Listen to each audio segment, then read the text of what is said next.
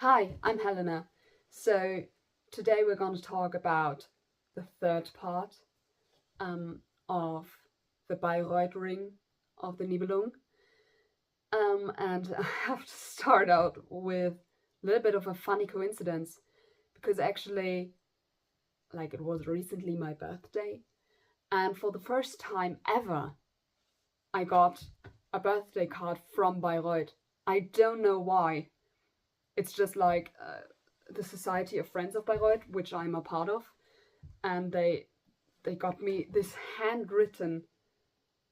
I mean, it's handwritten. Come on, it's with ink and it's handwritten just for my birthday. I don't know why, and they thank me for my support, which is really weird because I've been like part of the Society of Friends for years, and I've never got a birthday card. This is so pretty. I'm gonna hold on to that. I don't know. I don't think they found this channel. This this would have been really weird. So I don't know. Thank you. Also, even if they did, I mean, this is like not my real name, so I don't know how they would know that this is me because I look very differently than when I go to Bayreuth. But anyway, let's get down to Siegfried. So, first act. We begin with like the same flat like hut, I don't know, the janitor hut basically on the estate of the Valhalla family, but now it's really run down. So it's the same place where Hunding and Sieglinde live together, but now it's really run down and it's really creepy. Basically, Mime has moved in. And Mime, if we can remember, he was this kind of kindergartner in Rheingold. And obviously he lost his job, probably, after how the child of Alberich treated the other kids. He probably wasn't okay anymore. So Mime is now having this kind of weird and really creepy dolls sitting around the living space, and it's as if he tries to keep Siegfried a child, even though Siegfried's very clearly not a child anymore. So Siegfried comes in. He's got some booze in his hands. It's not the bear from the original. It's booze. And he's not okay with being treated like a 3-year-old anymore. And he really gets the poor Mime, like, he doesn't treat him well. And I think for Sebastian Schwarz, it was that Mime is not that bad of a character. So Mime is, you suffer with him a little bit, even though of course he still wants to kill Siegfried. But anyway, this is, you kind of feel sorry for him because Siegfried, he treats him really bad.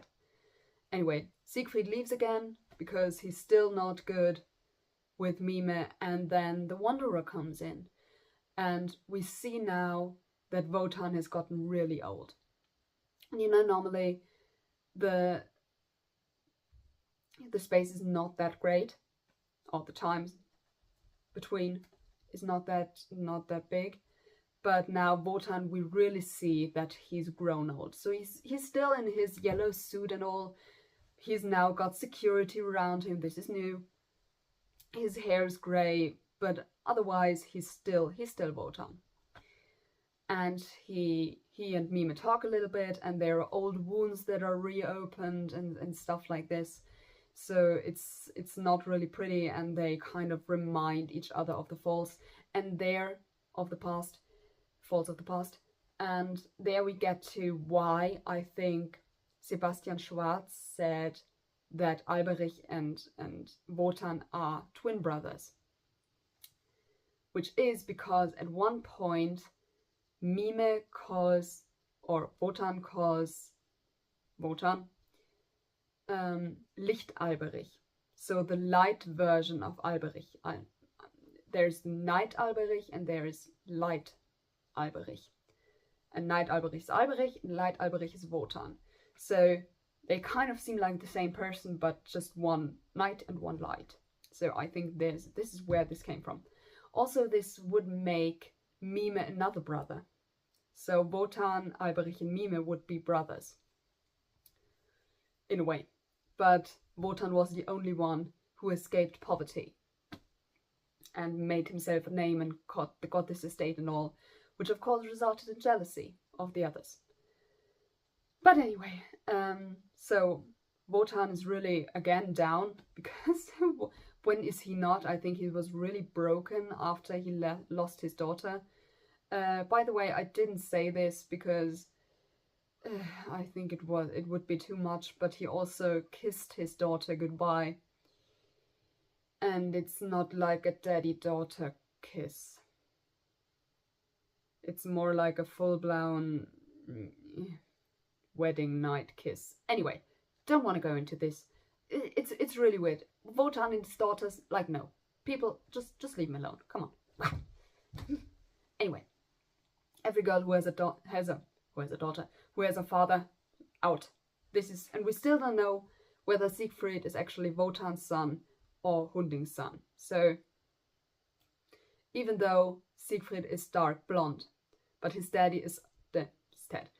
On the other hand, Siegmund is also dark blonde, so it could be that he just inherited that from his grandmother, if his grandfather is also his father. Let's leave it at that. Anyway, Wotan leaves behind a present for Siegfried. And Siegfried comes back again, and he... Everything all right? And he dreams of this weapon. So Mime tries to give him a weapon, and it's like this real funny, this lightsaber from Star Wars, which is really flimsy, and it's like one, and it's broken in two. And everyone laughs at this, obviously. And Mime says, yeah, I would have a proper weapon, but I don't know whether this is so good anymore. And for some reason, he stored the weapon, the gun with which Siegmund had tried to kill Hunding. He stored this in an aquarium. Yes, in an aquarium, get over it. And obviously, if a gun is in an aquarium for, what is it, 30 years? Then this is not in good shape.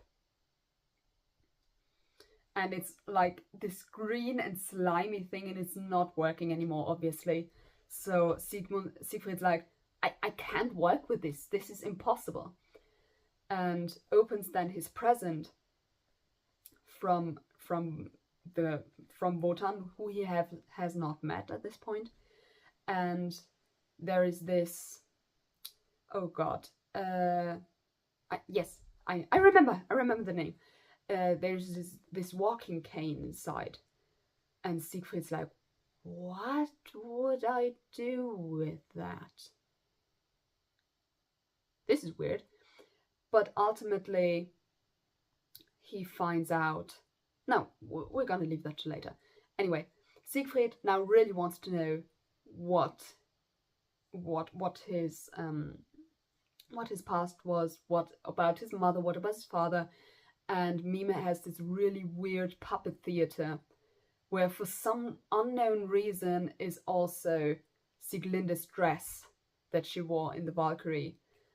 So the puppet who plays Sieglinde wears the same dress, literally the same dress. And he kind of shows him through the puppets what happened. And actually, since Mime is very different in this production to the original, I actually believe him that he helped Sieglinde as best as he could. Obviously, she died. It was different in the first year when I watched this, or when I saw this production. There was the thing that she had not yet given birth in the third act. Last year when I saw it, she had given birth in the third act. So, depends on that story.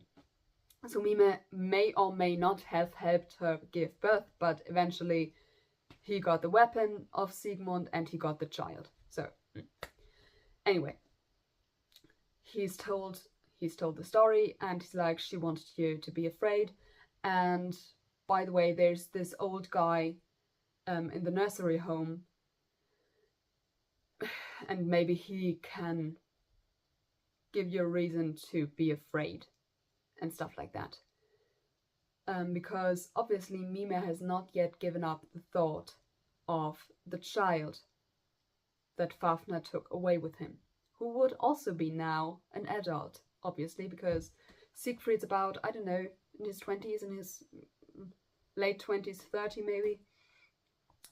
So the child with a yellow t-shirt is a bit older than Siegfried. About 5, 6, 7 years. Anyway, Mime has not given up the thought, so he needs to go to the nursery home and get Fafner out of the way to get the child out. Ex-child. Anyway, Siegfried kind of opens the cane because he's still not really sure what to make of this gift. And it's not a sword, I think. It's kind of more like a florette, if you know what I mean. Like the stuff that the French used in all those old movies.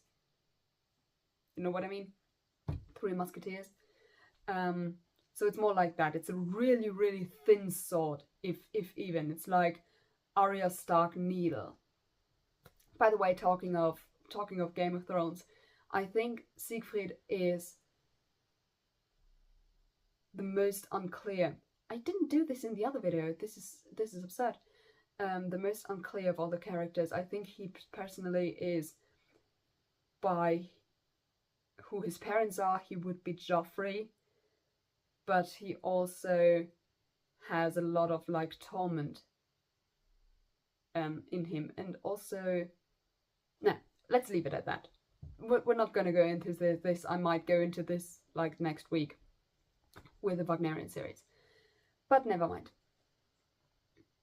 Siegfried has got his little sword-like thing, his needle thing, and he's totally happy and like kind of forges it again a bit, but he can't really forge so much because it's already finished. And then the curtain goes down. Woohoo! Second part, second act. The nursery home. So, we are at the nursery home. It's like this big open space, this big open wide space. We have one bed in which Fafner lays, which the audience can see in the beginning. And at his side there sits this young man, probably in his 30s.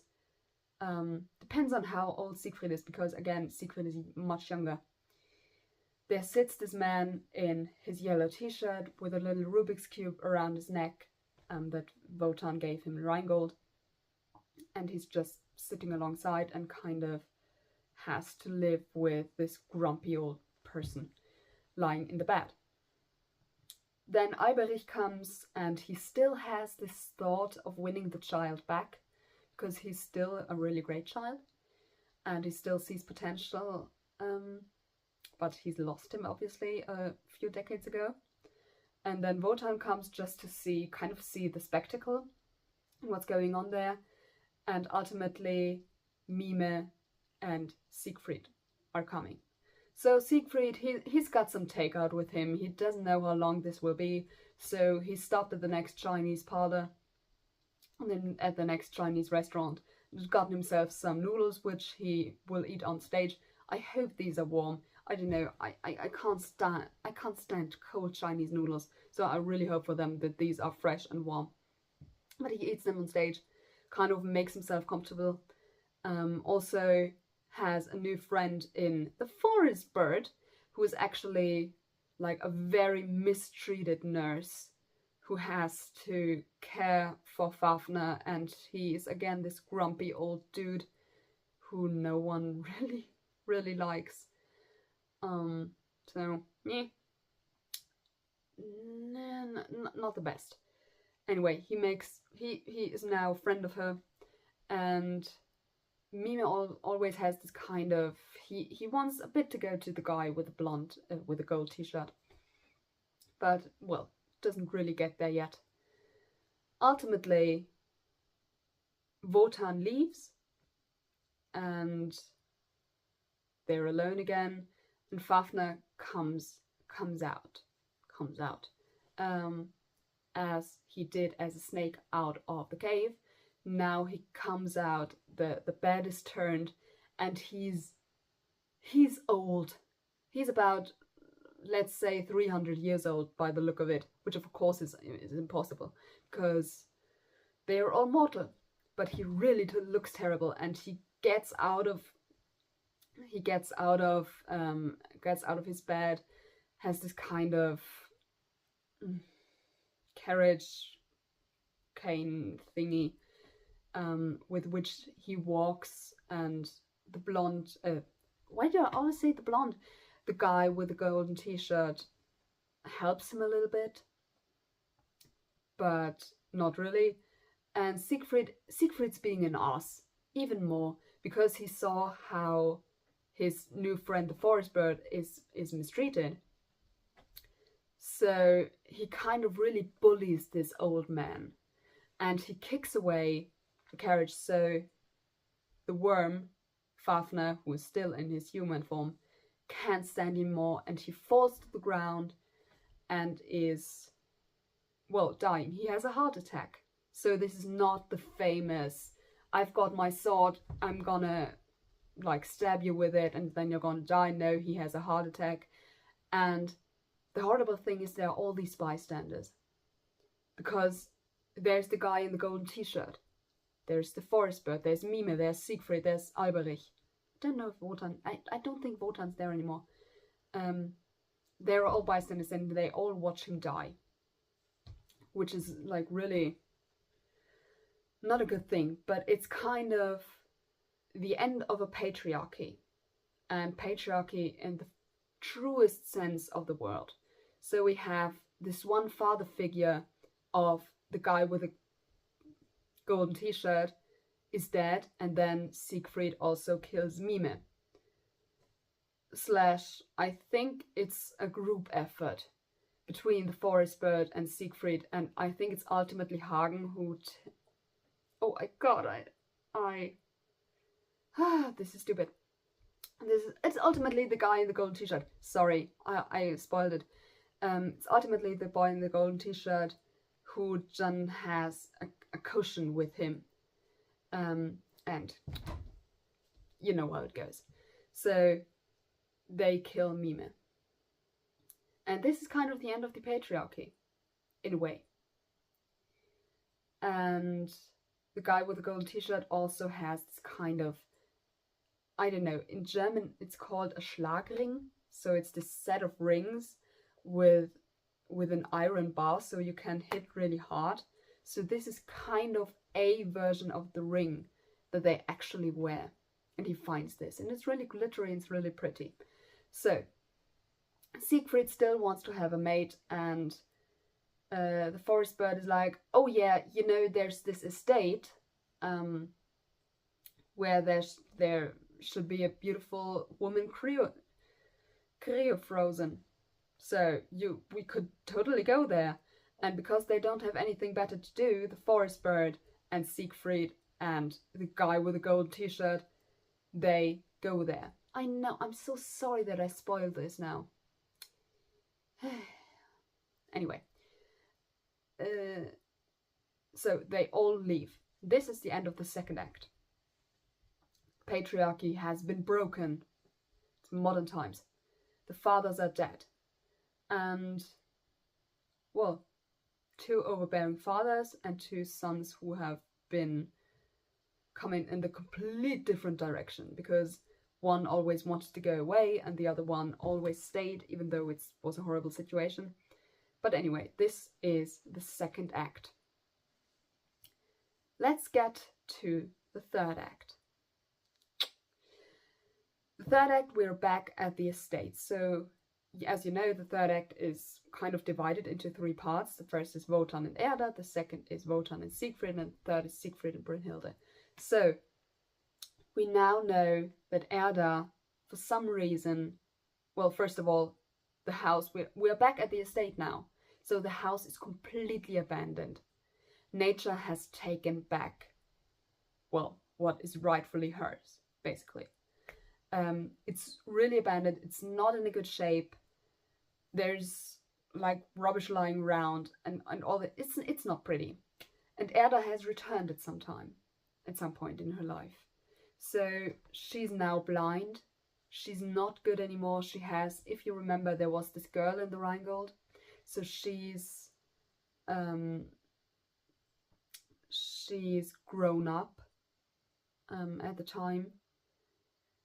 And when Wotan comes to the estate, he first kind of mistakes the girl for Erda, which is insane because the girl is obviously much younger. But he wants to talk to Erda, but Erda's like, no, you've done your bed, now you have to lie on it, leave me alone, I'm done with this, you have made horrible decisions, this is not good anymore.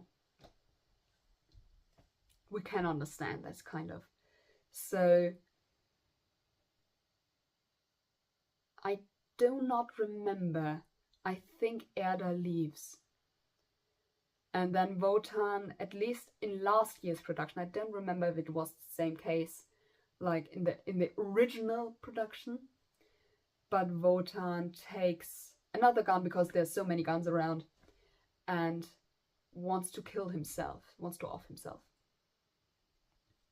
So then, like, our little funny group is coming in without the forest bird, and we do not want to know what happened to her, considering that probably the metaphor for the security guys would be his ravens, and the ravens take the forest bird. Let's not think about this. Anyway, Siegfried and the guy in the golden shirt, they are alone, ex-child, they're alone, and they want to wake this woman up because it's probably a Saturday evening, they need something to do. And Siegfried and Wotan are talking, and there are like a lot of misunderstandings going on there, but ultimately Siegfried knows that this guy killed his dad. Because officially, and this makes me think that Wotan is Siegfried's dad, because officially, and this is the version that Wotan goes by, is that Siegmund is Siegfried's dad, which is obviously not possible because Sieglinde was already pregnant when Siegmund came in. But since it's kind of this keep it in the family thing, and Wotan sticks with he's your dad. I'm like, There's also this moment in the Valkyrie where I thought he basically said that he's Siegfried's father, but never mind. I personally think that Wotan is Siegfried's dad, but I think Sebastian Schwarz never actually said it, if that is true or not. I would be interested in that, but never mind. Anyway, they have a huge misunderstandings going on there, but ultimately it is, I killed your dad, oh, you killed my dad, so we're out. And basically Wotan leaves. And leaves behind, like, the hat he had on for quite some time, which was the hat that Brünnhilde wore in the second act of the Valkyrie. Yes, it's all intertwined. This is why I said watch it in order, because otherwise you're really out, and there's so many little tidbits that Sebastian Schwarz uses. Just great production. Anyway, so Wotan leaves, and Siegfried and the guy with the golden shirt are alone. Then kind of, because we already also have this pyramid still happening, and there's not fire, obviously, but there is this woman, obviously Brünnhilde, who comes outside in these white flowy clothes, and Grane is still with her, and he's gotten really grey over the years, and she kind of just embarks in the, I don't know if it's supposed to be sun of him, it's supposed to be closed, the whole thing, because the lighting is very yellow greenish-y. I don't know, but anyway, she comes out and kind of like suns herself almost, and her whole face is bandaged, so she really looks like the Valkyries in the Valkyrie itself. Her whole face is bandaged. She has, I think, dark glasses over her eyes and stuff, and Siegfried's like immediately enthralled. And he immediately forgets about the guy in the golden shirt, who was his first and only friend at this point. So he goes up to Brünnhilde, he awakens her with a kiss, and they have, as we all know, this kind of interaction in between. They say whether they are gonna stay together, go to bed together, you know what I mean.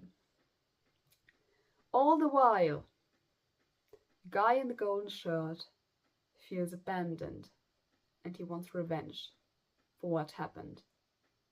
He wants revenge for Siegfried, and from Siegfried and from Brünnhilde, because he has been hurt a great deal. Very, very great deal. Poor boy. He's always been alone. Now he thought he had friends, and now the only friend he ever knew abandoned him. As sure as he got a friend. Just sorry. Yeah. Not pretty. But as you know, I mean, I've already spoiled it before, who this guy is, so you know how this was gonna end. I'm sorry, by the way, for spoiling it. I was really surprised when I saw it in the God's Twilight. Anyway, so Siegfried and Brünnhilde, they kind of have this dream together of a more perfect world, because obviously, even though Brünnhilde was brought up in this very corporate world, in this very, well, what kind of presentation you have is more important than what is inside, and the firm is more important than love and this stuff, and she doesn't really want this anymore. She wants love. She wants to make the world a better place. And Siegfried, even though he's coming from a completely different background, because he's, well, yes, low class. Let's just stay with low class. Working class. He comes from this really working class family. He also wants to make the world a better place from his standpoint out, which is probably a socialistic / communistic idea, but never mind. Obviously never explained. And they decide to make this better world together. And in the meantime, Grane, who, as I said, Grane and Brünnhilde, they had kind of this thing going on, but Grane takes a step back and says, no, you should do this together. And you see behind, because obviously it's open in the back, the villa is open in the back, and there are just these curtains before it, so you see through the curtains, you see the back lights of a car, and you see Brünnhilde and Siegfried going towards this car and then driving off. And this is the end of Siegfried. Yes, just one more day. No, not singing. I think this is probably, I'm going to be very, very careful with saying this, is probably the most ugly portion of the ring, but it's also the one that makes the most sense. No, not really. Valkyrie also makes sense. It makes sense in the bigger picture, and this is why I wanted to make this as a series of its own, because it makes so much sense. Because I had this argument with my mom. My mom saw Siegfried the first time and she was like, my worm, why is this worm not, why is he this asshole just giving him a heart attack, he didn't even step in. And I was like, this wouldn't have made sense. This makes perfect sense. Obviously, they're all gonna die. The whole thing is about, you're gonna die, you're gonna need a legacy, you're gonna need children. This is the point of it all. Also, why would he transform into a dragon / worm / lindworm? Wouldn't make sense. This production makes perfect sense in it of its own. And I hope I've given you like kind of this overview, and also kind of a teaser by giving you the name of what the golden shirt boy was. Yeah. Next week we're gonna go into the last part, which is Götterdämmerung. And I'm gonna tell you about why I was so shocked at the very end of Götterdämmerung. And also why I think this makes so much sense. This is so good. Anyway, and we will have a really, really big time jump. So as you know, normally in the original version, it is Rheingold is at the beginning of time. Then there's a huge jump to Valkyrie in the Middle Ages of our Middle Ages, with humans in the world, etc. Then it's about 15, 20, 25 years later to Siegfried. And then it almost immediately goes on with Götterdämmerung. There's not much time between Siegfried and Götterdämmerung. And actually, in this production, it's the exact opposite. Because Rheingold is the day, the Valkyrie is in the evening of the same day, then obviously there have to be like 25, 30 years between Valkyrie and Siegfried for Siegfried to grow up. But then between Siegfried and Götterdämmerung there's also at least 20 years. Because I mean the guy with the golden shirt, his hair is silvery grey. Siegfried and Brunhilde, they're gonna have a daughter. Siegfried also like grey streaks in his hair. So there's really a big time jump in between these. So just saying this. And I teased you the identity of the guy with the golden shirt, so you already know where some of the resentment comes from next week. Anyway, I hope you liked this episode. I hope I made it clear more or less. Please look it up if you need questions. If I can answer questions, if I can do it, then I try to answer them. It would probably be better to ask like the director, because I can only tell you what I see and what I interpret it as, and also a bit of what he wrote down, because he actually had, I think he calls it eine Ringerzählung, a ring story. So he wrote his thoughts down when you go to the Bayreuth website and go into the different parts, the Rheingold, Valkyrie. So there is his text of what he thought and what he thought of the different acts and stuff. So I'm a bit going off that, but I'm also primarily go off my feelings and what I thought when I watched it. Saw it. I don't know. I always use watch, even though I know it's wrong. But never mind. I hope you have a good day. And I'm gonna not speak at all because I've now been talking for the longest time. Let's leave it at that. Have a nice day. Bye.